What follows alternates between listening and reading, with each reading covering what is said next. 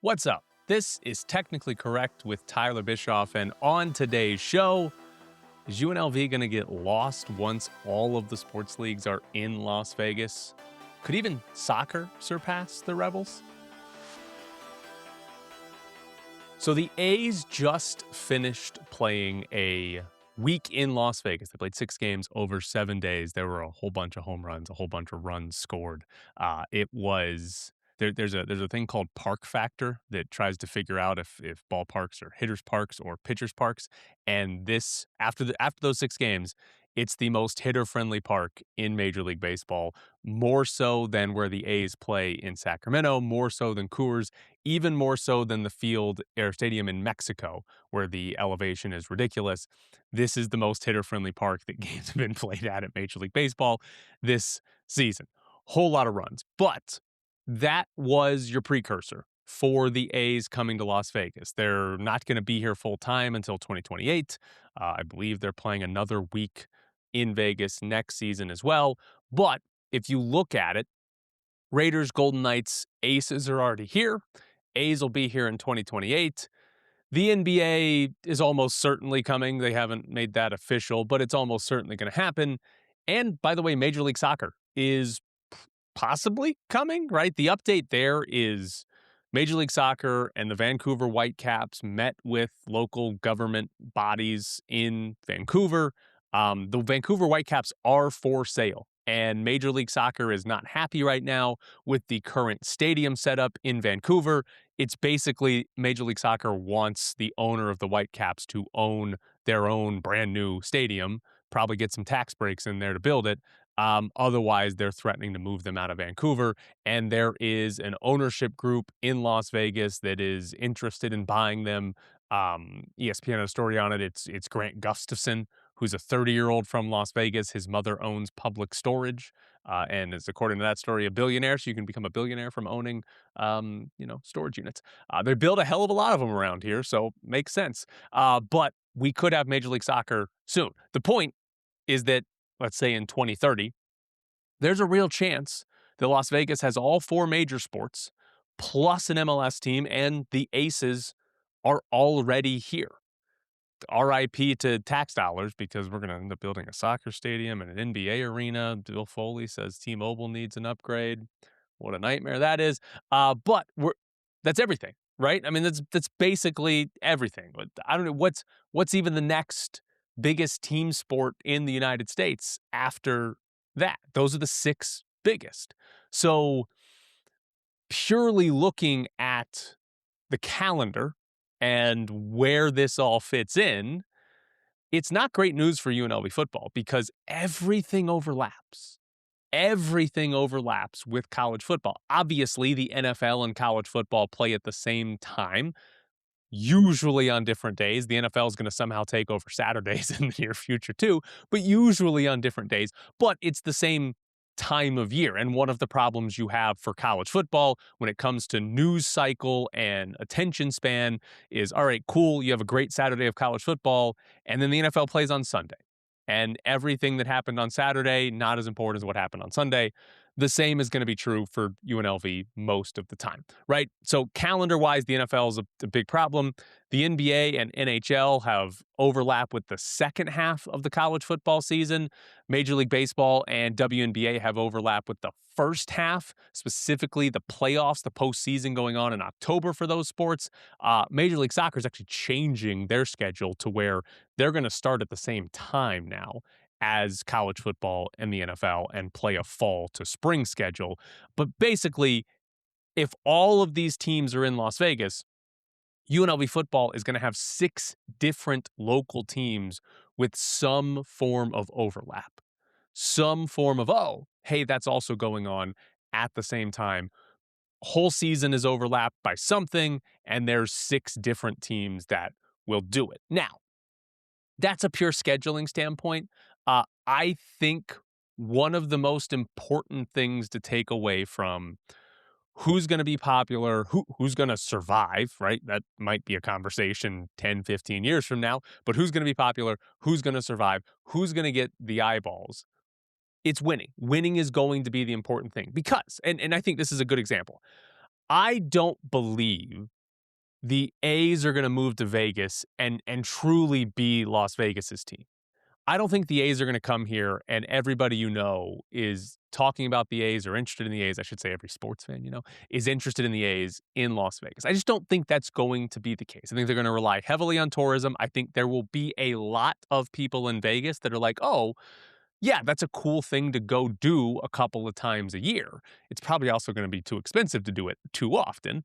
But I think that's going to be a team that is in Vegas, but isn't necessarily Las Vegas' team. However, I think the good example of this is that if the A's, when they're in Vegas, make a playoff run, if the A's are playing in the ALCS, and it's the middle of October, right? It's October 15th.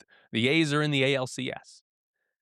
That's probably going to be a bigger deal than any UNLV football game going on at that time.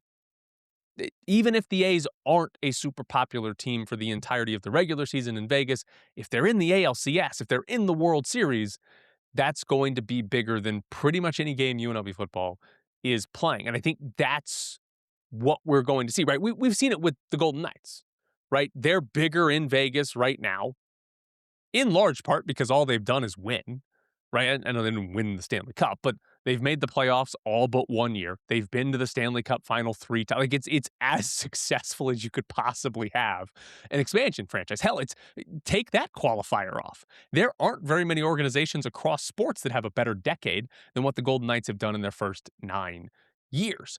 Winning matters. And I've said it before, right? I'm curious what happens when the Golden Knights miss the playoffs 4 years in a row. I think this team is always going to be popular here, but what happens to the fan base if they aren't in the playoffs every single year? But that's a good example of what winning does do. The example of the opposite end is obviously UNLV basketball, right?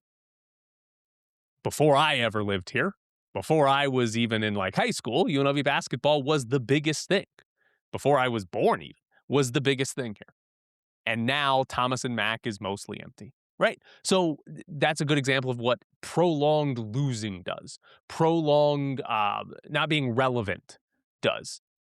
It's not great. So I think those are two good examples of what you can be in either extreme. So if UNLV football is winning, they're going to have a spot. They're going to have a spot in people's minds. They're going to have a spot where you care about them, or if you listen to this, you're probably going to care about them even if they lose, but the casual Las Vegas fan cares about them. I think the question is, specifically for the casual fans, what level of winning does UNLV have to do? And I do think this is where conference matters, because UNLV beating Wyoming, UNLV beating North Dakota State, UNLV beating New Mexico, I don't think that's going to register with casual fans. And to be fair, Pac-12 wise, outside of Boise State, I don't think many of those teams would matter with casual fans either, right? Beating Utah State, even beating San Diego State, I don't think that's going to would register either. So this isn't like, oh, Mountain West versus Pac-12. This is just, you're not in a power conference, right? Conference matters because just beating a New Mexico, even though that's going to be a huge game, right? That could be the Mountain West playoff decider, and then they could meet in the championship game and be the real playoff decider, right? Huge game. It's probably not going to register because nobody cares about New Mexico. Like, you don't know if they're good or not. Like, it's just not. Whereas if you're in a power conference and it's like, oh, we're playing Florida and LSU over the next 2 weeks, right? We're playing Michigan.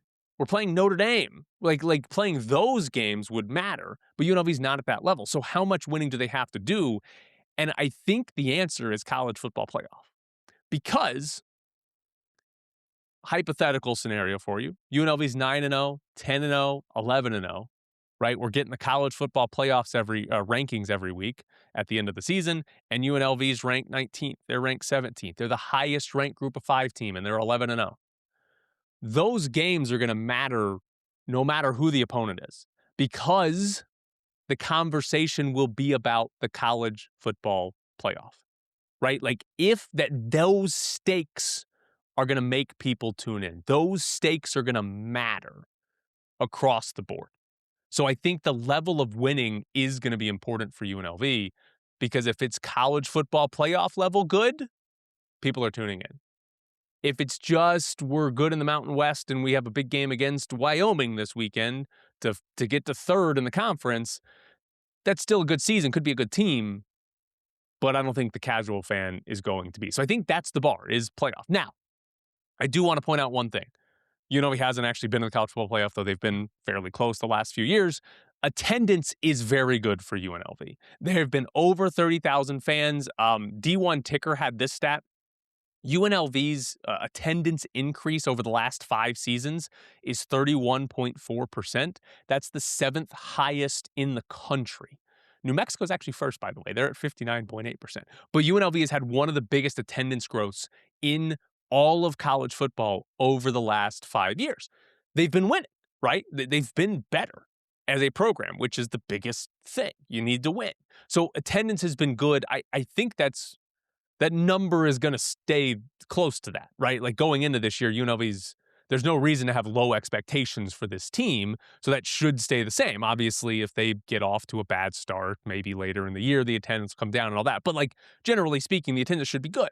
And next year, is Dan Mullen here? Whatever, we'll see what the expectations are, but we're probably going to have UNLV towards the top of the Mountain West and expectation-wise most years. So I think attendance will kind of still stay the same, but that's your sort of UNLV fan base, not necessarily your casual fan base, which is sort of what you need to take the next step in sort of the hierarchy. Now, where does UNLV actually rank when all of these teams are here, right? I think it's pretty obvious there's 2 that are ahead of UNLV. The Golden Knights are clearly bigger. The Raiders are clearly bigger.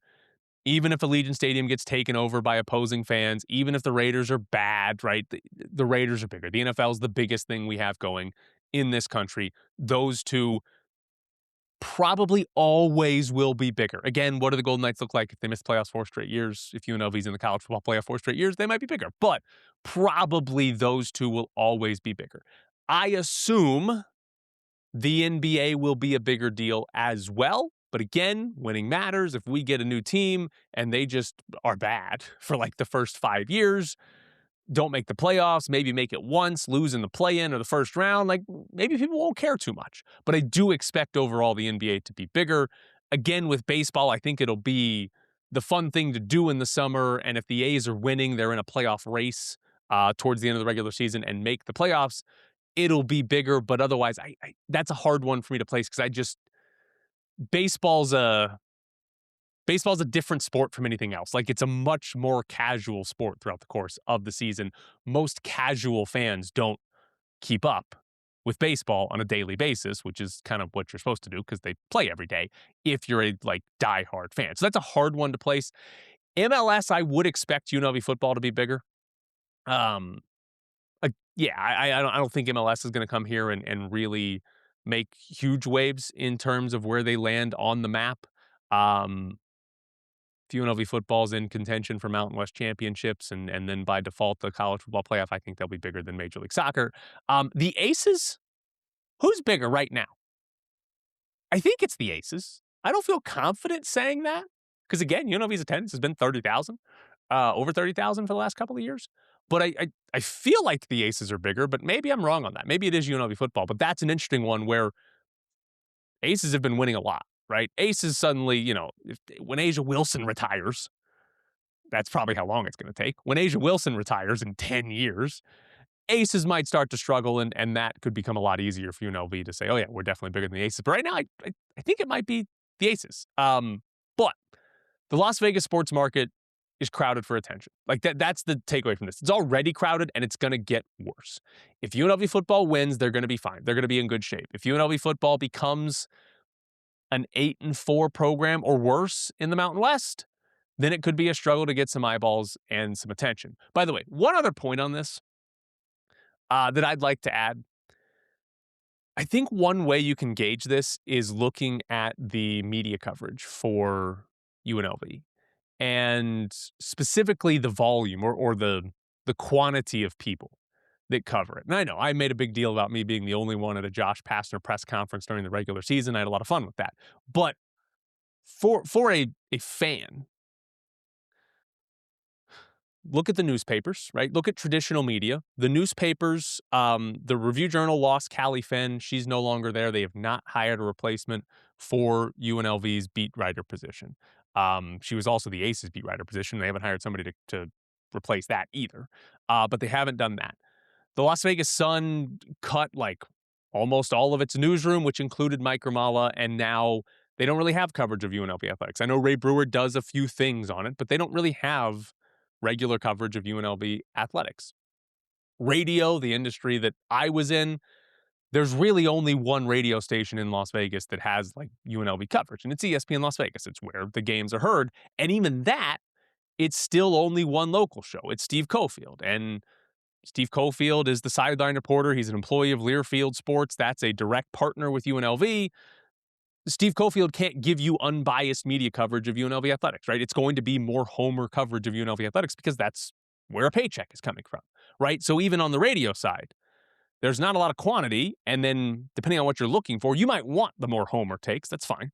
But depending on what you're looking for, you might not want that because you can't actually say what's good or bad. You can say what's good, can't say what's bad. Definitely can't say what's bad. I know that firsthand.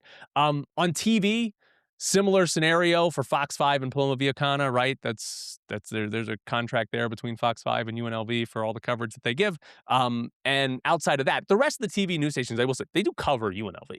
They do send people to UNLV events, but it's more of a like revolving door of who's doing it and not necessarily always like, hey, this is our dedicated, this person's covering UNLV every day, which as a fan, to me, that's always been the best, is who's the person that's covering the team every single day, that's at every game. When a media organization has, hey, we've got 3 people and they'll sort of take turns with UNLV or whatever team, that sucks, right? You're not getting sort of the one dedicated person, which I think produces the best coverage. So the point is, the media coverage for fans is bad. The media coverage for UNLV fans is not good, right? I know there's like the Scarlet Standard. There's a lot of coverage there, right? Traditional media-wise, there's not much. There is some, but there's not great coverage overall of UNLV. And it sucks for fans, but it's also telling us, UNLV doesn't matter that much.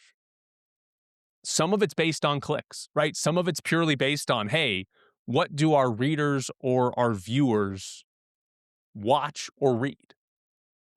Some of it's just based on that. And it's just, hey, we know that if we do a Raiders story, we know that if we do a Golden Knights story, we're going to get way more eyeballs than if we do anything on UNLV, right? Like, that's just the reality of it, is they're telling you that.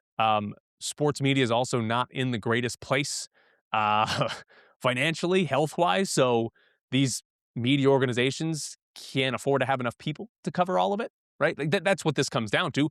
The Sun has Case Kiefer left and Ray Brewer, who's got like 6 other jobs, I believe, right? Like that's just the reality of it, is you just don't have very many people to cover it. And so if you're down to, hey, we can really only be committed to like 2 things, and then everything else is intermittent, those 2 things are going to be the Golden Knights and the Raiders. It sucks. So anyway, the point is, it's not great in the media scene, but the point is, UNLV football has to win just to get attention.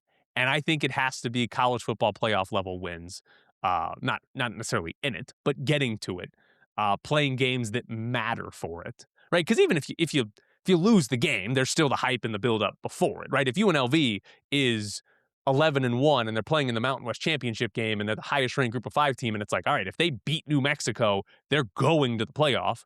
If they lose, they're going to get passed by Boise State or whoever. That's going to have attention. And if they lose, like, yeah, that sucks, but like you're going to have that hype and that build-up before it. But I think anything really less than that, you might start to get lost in the shuffle. Now, few other things here on the show outside of UNLV. I got to go back to Texas Tech. I mean, what's going on? This is the dumbest thing that I think we've seen in college football. I think it's possibly the dumbest overall thing we've seen in college football, because what you have now is a conference, the Big 12, is basically going to court, preemptively going to court against one of their own members. So Ross Dellinger of Yahoo Sports reported this. And by the way, just the quick refresher here, Texas Tech has a quarterback coming in who's a transfer. His name is Brendan Sorbsby. He has admitted to gambling on games or on his team when he was at Indiana and Cincinnati, right? He's now transferred in from Cincinnati to Texas Tech. He has admitted to that, to gambling on the team that he was on. He's admitted to that. That is one of the obvious, like, nobody argues with it. We've seen it throughout history, cardinal sins in college sports, right? In all of sports, I should say. You gamble on your own team, your own sport, you're done. Texas Tech got a judge to give an injunction that says, hey, the NCAA can't make him ineligible. He's actually eligible to play this year. And everybody else in college football is throwing a fit, rightfully so. But Texas Tech, according to Ross Dellinger, the Big 12 is basically asking a judge to allow the Big 12 to sanction Texas Tech if Texas Tech plays Brendan Sorbsby in a football game, right? The Big 12, in their filing, apparently they want to be able to fine Texas Tech and they want to be able to ban Texas Tech from the Big 12 title game. It's wild because conferences can punish teams in their conference. But the Big 12 is basically going to a judge and saying, hey, Texas Tech wants to play this quarterback. If they do, we're going to punish them. We want you to sign off on it beforehand so that Texas Tech then can't sue their way, find a judge to give an injunction, and never have to face consequences for this, which is insane. You would think the conference would just be able to say, hey, we're fining you. Hey, you're banned from the Big 12 championship game. But they're going to a judge, they're preemptively going to a judge and being like, hey, please sign off on this so Texas Tech can't pull any of this bullshit and somehow make themselves eligible for everything, right? Like, it's just hilarious. We also, by the way, have the Attorney General in Texas and the Attorney General in Kansas both arguing with each other publicly about whether he should be eligible or not. It's one of the dumbest stories that's ever existed about college sports. Absolutely insanely stupid.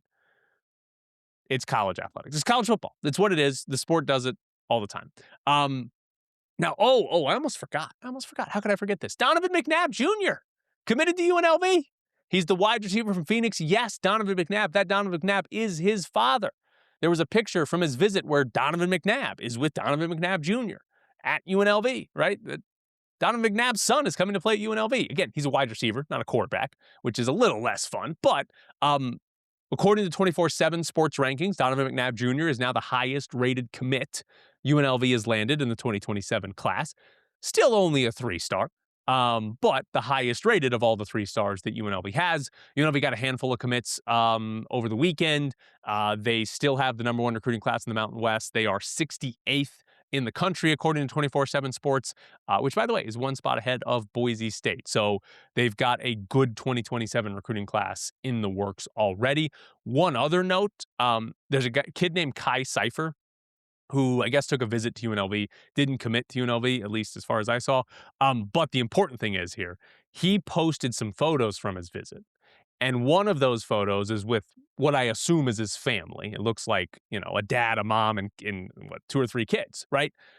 What I assume is his dad in that photo is wearing a U.S. soccer jersey.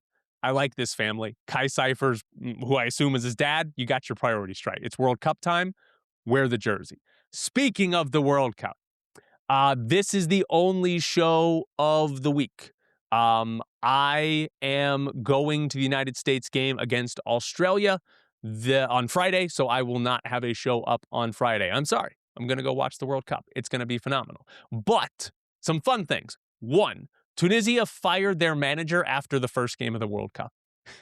They lost to Sweden 5-1. Bad. The Daily Mail reported that there were fights between teammates at the team hotel.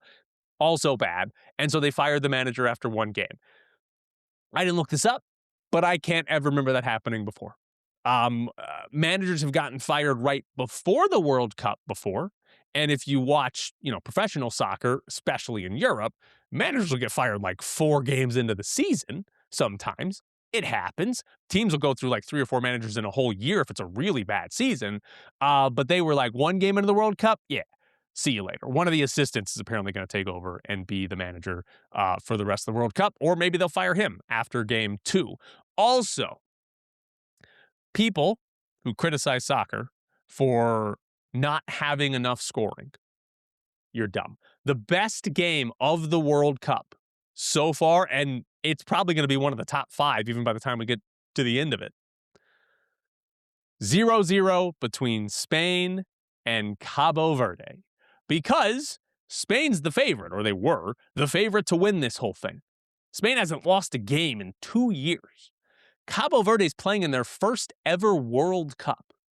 Cabo Verde is an island or multiple islands, I'm not even sure, off the coast of Africa. And even that, they're not even that close to the continent of Africa, right? Off the coast of is doing a decent amount of work there.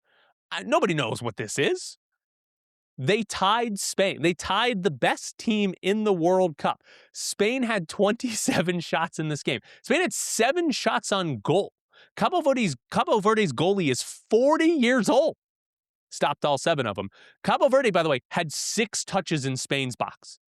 Spain had more shots on goal than Cabo Verde had touches in Spain's box. But 90th minute, Cabo Verde got a corner kick. They had their only shot on goal, a header off that corner kick. It got saved, obviously. Had that gone in, would have been the biggest upset in the history of the World Cup. Just spectacular. That game was it was one-sided. It was hilarious. It's hilarious how bad Cabo Verde was anytime they touched the ball, but also how good they were at actually denying Spain. Like, Spain had a few chances that you can say, like, oh, they probably should have scored on 1 or 2 of, but Cabo Verde did a really good job of cutting out most things. It was great, by the way. But I'm going to USA, Australia on Friday. Just if you're curious, watch the game. It's noon Pacific time. But both teams have 3 points after winning their first game. Whoever wins this game is guaranteed to go to the round of 32. If they tie, both teams won't be 100% confirmed, but that should be enough for both teams to advance to the round of 32, because third-place teams can advance as well. So 4 points should be enough to go to the round of 32. But the winner will be into the round of 32 if there is a winner. There's also a chance on Friday the United States clinches first place in the group. If the U.S. beats Australia and then Turkey does not beat Paraguay, the U.S. will be in first place will finish first place in the group without even having to play their final game. I know I have a listener from Australia, Paletti. Hello. Australia is going to get smoked on Friday. It's going to be fun. I believe it's going to be 5 a.m. where you are. I think that's correct when Australia and the United States plays. So have fun getting up way too early to watch Australia get pummeled. It's going to be brutal for you, and it's going to be great for me. But that's it for Technically Correct. I'm Tyler Bischoff. Thank you so much for tuning in.